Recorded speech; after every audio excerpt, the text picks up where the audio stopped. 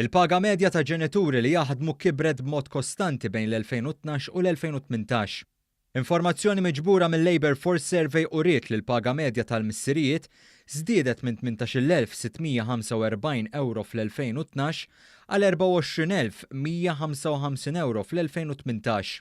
Dan fil-waqt li dik tal-ommijiet żdiedet minn 13,540 euro fl-2012 għal 17,597 euro s-sena l-oħra. Ir-riżulta wkoll li l-att ta' missirijiet f'impjieg kiber minn 39,393 għal 42,783.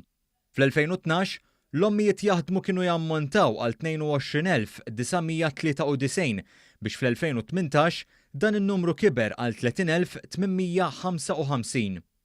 ċifri pubblikati mill-Uffiċċju Nazzjonali tal-Istatistika juru wkoll in-numru ta' djar li fihom kien hemm it-tfal żdiedu b'12% bejn l-2013 u l-2017. Ir-riżulta li fl-2017 kien hemm total ta' 180,054 dar, 66% minnhom ma kienx hemm tfal fihom. Dan fil-waqt li minn 61,255 dar li fihom kien hemm it-tfal, 33% minnhom kienu magħmulin minn żewġ adulti u wilt wieħed. Djar b'żewġ adulti u żewġ titfal ammontaw għal 16,203 fil-waqt li djar b'ġenitur wieħed u wilt wieħed jew iktar ammonta għal 12%. Intant fl-2017 kien hemm 4,319 il-twelid, 82% minnhom kienu ċittadini Maltin.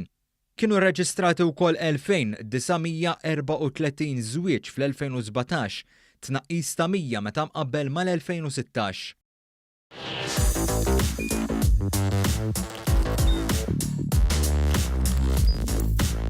Idħol fuq one.com.mt u hemmhekk tista' tara l-programmi kollha li jxandru fuq One permezz ta' One Play.